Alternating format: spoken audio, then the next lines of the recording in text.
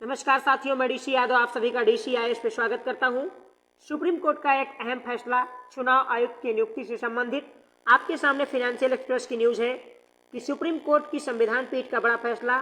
PM, नेता प्रतिपक्ष और CGI मिलकर करेंगे चुनाव आयुक्त की नियुक्ति की सिफारिश। वही जागरण जोश की खबर है कि चुनाव आयुक्त की नियुक्ति पर सुप्रीम कोर्ट का बड़ा फैसला। प्रधानमंत्री, देश के मुख्य न्यायाधीश और लोकसभा के नेता प्रतिपक्ष की समिति के सिफारिश के आधार पे अब चुनाव आयुक्त की नियुक्ति की जाएगी। तो क्या है पूरा मामला, इस पर चर्चा करेंगे, जानेंगे चुनाव आयोग से संबंधित महत्वपूर्ण पहलू को, क्या है उसका संवैधानिक प्रावधान, क्या रहा है चुनाव आयोग का इतिहास। लेकिन आगे बढ़ने से पहले दोस्तों, यदि आप लोगों ने अभी तक DCIS को सब्सक्राइब नहीं किया तो प्लीज सब्सक्राइब कर लीजिए। अब बात करते हैं क्या है मामला, सुर्खियों में क्यों है। दरअसल सर्वोच्च न्यायालय ने एक जनहित याचिका पर सुनवाई करते हुए मुख्य चुनाव आयुक्त की नियुक्ति से संबंधित पर एक ऐतिहासिक फैसला दिया। सुप्रीम कोर्ट ने अपने फैसले में कहा कि मुख्य चुनाव आयुक्त जो हैं या चुनाव आयुक्त हैं, इनकी नियुक्ति 3 सदस्य के समिति की सिफारिश से की जाएगी। उन 3 सदस्यों में कौन कौन शामिल रहेंगे? एक तो लोकसभा के नेता, जिसको हम प्रधानमंत्री के रूप में जानते हैं, लोकसभा के विपक्ष के नेता जो इस समय अधीर रंजन चौधरी जी हैं, और सर्वोच्च न्यायालय के मुख्य न्यायाधीश जो DY चंद्रचूड़ साहब हैं। तो एक तरीके से हम ये कह सकते हैं कि अब निर्वाचन आयुक्त या चुनाव आयुक्त की जो नियुक्ति की जाएगी वो प्रधानमंत्री, लोकसभा के प्रतिपक्ष जो इस समय अधीर रंजन चौधरी साहब हैं, और CGI यानी चीफ जस्टिस ऑफ इंडिया, ये 3 लोग मिलके जिस व्यक्ति के नाम की सिफारिश करेंगे अब उसे नियुक्त किया जाएगा चुनाव आयुक्त।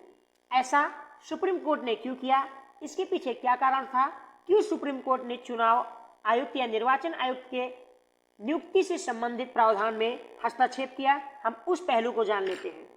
दरअसल सर्वोच्च न्यायालय ने चुनाव आयुक्त की नियुक्ति में हस्तक्षेप क्यों किया, जबकि सीधा आर्टिकल 329 कहता है कि ये न्यायालय हस्तक्षेप से बाहर रहेगा। यानी चुनाव आयोग से संबंधित जो आखिरी अनुच्छेद है 329, वो कहता है कि अदालती हस्तक्षेप इसमें नहीं होगा। इसके बावजूद सुप्रीम कोर्ट ने इसमें हस्तक्षेप किया। तो आखिर क्यों किया, इसके पीछे क्या कारण है? इसका सबसे बड़ा कारण है साथियों कि संविधान के भाग 15 में अनुच्छेद 324 में निर्वाचन आयुक्त की नियुक्ति से संबंधित प्रावधान है, जिसमें यह प्रावधान है कि निर्वाचन आयुक्त की जो नियुक्ति राष्ट्रपति के द्वारा की जाएगी। अब राष्ट्रपति के द्वारा जब निर्वाचन आयुक्त की नियुक्ति की जाएगी तो भारत एक संसदीय प्रणाली सिस्टम के तहत बंधा हुआ है, यानी यहाँ पार्लियामेंट्री सिस्टम है, और राष्ट्रपति की सिफारिश यानी राष्ट्रपति की सहमति का तात्पर्य मंत्रिपरिषद की सहमति से हो जाता है। यानी मंत्रिपरिषद जिस व्यक्ति को सलाह देगा अपॉइंट करने के लिए, राष्ट्रपति उस व्यक्ति को एज अ चुनाव आयुक्त अपॉइंट कर देता था। ऐसे में क्या होता था कि जिसकी सरकार होती थी वो अपने पसंदीदा अधिकारियों को नियुक्ति करने के लिए राष्ट्रपति से सिफारिश करते थे, और फिर राष्ट्रपति उनके सिफारिश के आधार पे निर्वाचन आयुक्त या चुनाव आयुक्त की नियुक्ति करते थे। ऐसे में चुनाव आयोग की निष्पक्षता और उसकी स्वतंत्रता पे लगातार सवाल उठाए जा रहे थे, और ऐसा पाया गया कि जब लास्ट की UPA सरकार थी कांग्रेस की, तो उसके 10 वर्ष के कार्यकाल में 6 निर्वाचन आयुक्त की नियुक्ति की गई। वही NDA यानी नेशनल डेमोक्रेटिक अलायंस ने अपने 8 वर्ष के कार्यकाल में 8 निर्वाचन आयुक्त नियुक्त किए। कहने का क्या तात्पर्य है?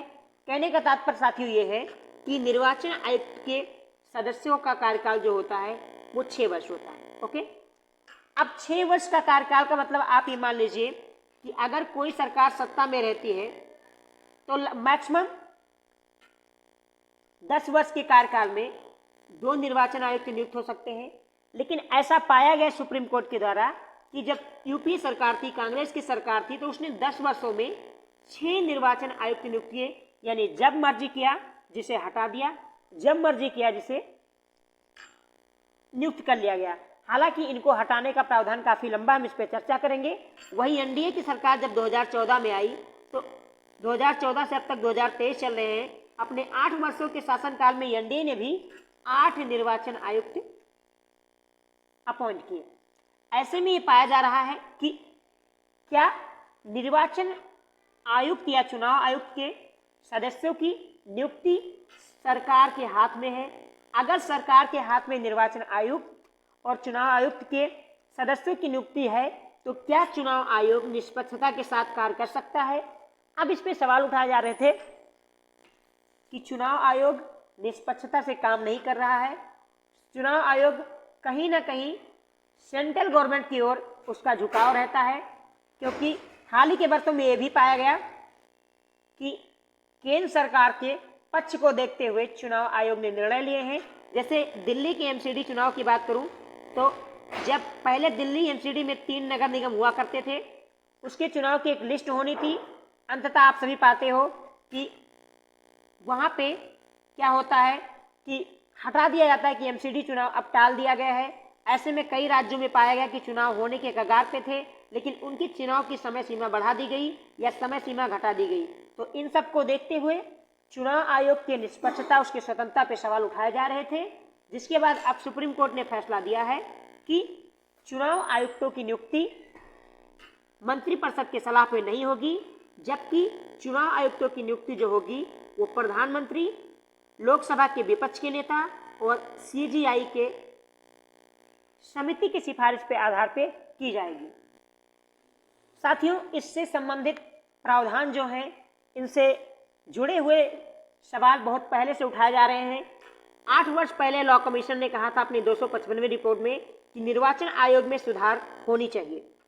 दिनेश गोस्वामी फार्मूला लाया गया था। दिनेश गोस्वामी ने कहा भी था कि निर्वाचन आयुक्त की नियुक्ति से संबंधित प्रावधान बदले जाने चाहिए, उसमें सुधार की जरूरत है। और इन्हीं सब को देखते हुए सुप्रीम कोर्ट 23 अक्टूबर 2018 की याचिका की सुनवाई कर रहा था। उस याचिका की सुनवाई करते हुए 5 सदस्यीय बेंच, जिसमें KM Joseph, justice Ajay Rastogi, Anuj Bose, Hrishikesh Roy और रवि कुमार ने निर्णय दिया कि अब चुनाव आयोग की नियुक्ति 3 सदस्य की सिफारिश पे होगी। ये था साथियों सुर्खियों में रहने का कारण। सुप्रीम कोर्ट ने क्यों इस पे फैसला दिया, क्योंकि हमने आपको बताया फैसले के पीछे 3 बड़े कारण थे। एक तो उसकी स्वतंत्रता पे सवाल उठाए जा रहे थे, दूसरा लॉ कमीशन ने, विधि आयोग ने अपने 255वीं रिपोर्ट में कह दिया था कि सुधार होनी चाहिए। दिनेश गोस्वामी फार्मूला ने भी कहा था चुनाव होना चाहिए, और इसी से संबंधित एक जनहित याचिका पे सुनवाई करते हुए फैसला आया। अब हम बात करते हैं कि संविधान में क्या प्रावधान है। दरअसल साथियों, भारत के संविधान के भाग 15 में अनुच्छेद 324 से लेकर 329 तक निर्वाचन आयोग से संबंधित प्रावधान है, जिसमें आर्टिकल 324 सब क्लॉज 2 में निर्वाचन आयोग के सदस्यों की नियुक्ति का प्रावधान है। ओके, निर्वाचन आयोग की स्थापना कब हुई थी, अगर ये सवाल आपसे पूछा जाए तो 25 जनवरी 1950 को हुई थी। जी हाँ, 25 जनवरी 1950 को निर्वाचन आयोग की स्थापना हुई थी। इसीलिए हर वर्ष हम 25 जनवरी को मतदाता दिवस के रूप में भी मनाते हैं। प्रोडक्ट टाइम में साथियों, जो निर्वाचन आयोग के संरचना है, ये संरचना त्रिस्तरीय है, यानी इसमें एक तो मुख्य चुनाव आयुक्त होते हैं और 2 चुनाव आयुक्त होते हैं।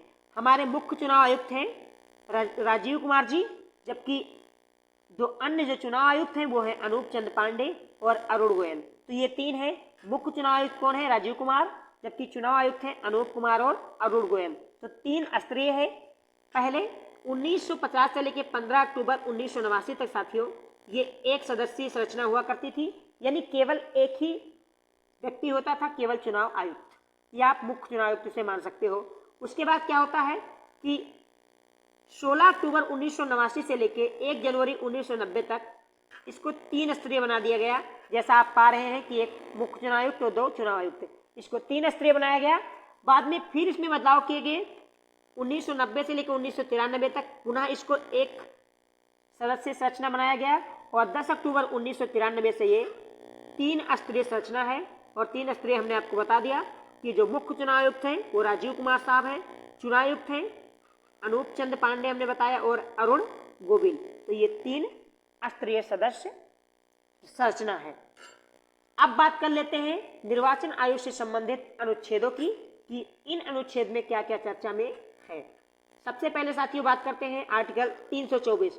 आर्टिकल 324 कहता है कि निर्वाचन आयोग अधीक्षण, निर्देश और नियंत्रण जैसे सभी उसमें निहित होंगे। यानी निर्वाचन आयोग एक स्वतंत्र संस्था रहेगी, उसके निरीक्षण करने का अधिकार, उसके निर्देश, उसके नियंत्रण सब उसी में निहित होगा, उसको अलग से कोई आदेश नहीं देगा। यह कहता है आर्टिकल 324।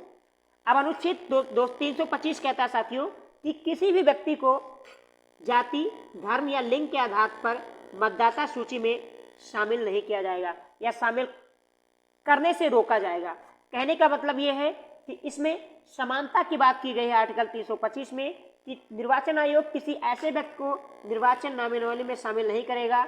आप सवर्ण जाति से हैं तो आप वोट दे सकते हैं, आप निचली जाति से तो आप वोट नहीं दे सकते हैं, आप गोरे हैं तो आप वोट दे सकते हैं, आप काले हैं तो आप वोट नहीं दे सकते। ऐसे भेदभाव को खत्म करने की बात करी है अनुच्छेद 325 में, संविधान में कही गई है। वही अब ये बात की गई है एक तरीके से समानता की बात करती है। जो पहले ब्रिटिश काल में हुआ करते थे कि जिनके पास पैसे थे वो वोट देते थे, जो गरीब थे उनको अधिकार नहीं था, जो शिक्षित थे वोट देते थे, अशिक्षित को अधिकार नहीं था। तो इन सारे मुद्दों को दरकिनार करते हुए भारत के संविधान ने 325 में कहा है कि किसी व्यक्ति को किसी भी आधार पे उसको अवैध नहीं घोषित किया जाएगा अगर वो पागल दिवालिया जैसा ना हो। कम से कम इस आधार पे तो नहीं रोका जा सकता, जाति, धर्म, लिंग के आधार पे। आर्टिकल 326 कहता है कि राज्य विधानसभाओं के चुनाव विज्ञापन मताधिकार के आधार पे किए जाएंगे। यानी यदि किसी राज्य का चुनाव करवाना है, किसी विधानसभा का चुनाव करवाना है तो उससे संबंधित जो होता है विज्ञापन जारी करेगा चुनाव आयोग, और चुनाव आयोग की विज्ञापन के आधार पे ही राज्य की विधानसभा का चुनाव होगा। कोई राज्य ये नहीं कह सकता कि मेरे आप विधानसभा चुनाव अब तुम कराओ, क्योंकि जब चाहेगा तब कराएगा। इसमें निर्वाचन आयोग एक स्वतंत्र और निष्पक्ष संस्था है। वही अनुच्छेद 327 ये कहता है कि संसद विधानसभा कानून, विधानसभा चुनाव से संबंधित कानून बना सकता है। एक तो हमने कहा कि विधानसभा राज्यों का जो चुनाव होगा वो विज्ञापन मताधिकार के आधार पर होगा, यानी पहले विज्ञापन दिया जाएगा फिर चुनाव होगा। और अनुच्छेद 327 कहता है कि विधानसभा में किस तरीके से कानून होंगे, किस तरीके से चुनाव होंगे, इससे संबंधित कानून बनाने का अधिकार संसद को दिया गया है। यानी एक तरीके से एकात्मक शासक या संघीय शासन प्रणाली जानते हो जिसमें फेडरल सिस्टम है, फेडरल सिस्टम से अलग होके यूनिटरी सिस्टम को ये बढ़ावा देता है, कहीं ना कहीं संसद की शक्ति को मजबूत करता है। और 328 कहता है कि राज्य विधानसभा चुनाव से संबंधित शक्ति विधानसभा की भागीदारी से होगी। यानी ये तो कह दिया गया कि राज्य में जो विधानसभा चुनाव होंगे उसका कानून संसद बना सकती है, लेकिन इसमें संबंधित भागीदारी विधानसभा का भी होना चाहिए, ये कहता है। और आर्टिकल 329 साथियों कहता है कि इसमें न्यायालय का हस्तक्षेप होगा। यानी निर्वाचन आयोग और चुनाव से संबंधित मामले में अदालती हस्तक्षेप की बात की गई है, यानी अदालत इसमें हस्तक्षेप नहीं करेगा। लेकिन फिलहाल हम पाते हैं कि अब ये न्यायिक प्रलोभन की दृष्टि में आ गया है, जिस तरह सुप्रीम कोर्ट ने कल फैसला दिया। तो अल्टीमेटली अगर हम निष्कर्ष की बात करें तो क्या है निष्कर्ष? निष्कर्ष ये है कि आर्टिकल 324 सब क्लॉज 2 में जहां निर्वाचन आयुक्तों का कार्यकाल 65 वर्ष मैक्सिमम या 6 वर्ष हुआ करता था, इनकी नियुक्ति की प्रावधान राष्ट्रपति के द्वारा किया जाता था। अब ऐसा नहीं होगा। अब राष्ट्रपति अपनी मर्जी से नहीं कर सकता। अब प्रधानमंत्री, लोकसभा के विपक्ष के नेता और चीफ जस्टिस ऑफ इंडिया की समिति की सिफारिश के आधार पर किया जाएगा। तो ये था साथियों निर्वाचन आयोग उससे संबंधित खबरें। आशा करता हूँ आप सभी को पसंद आया होगा। सेशन पसंद आया तो प्लीज़ लाइक कीजिए, अपने दोस्तों के साथ शेयर कीजिए, और हमारे साथ नए हैं तो प्लीज़ सब्सक्राइब कर लीजिए DCIS इंस्टीट्यूट को। आप सभी हमारे साथ जुड़े इसके लिए आपका बहुत बहुत धन्यवाद। जय हिंद, जय भारत।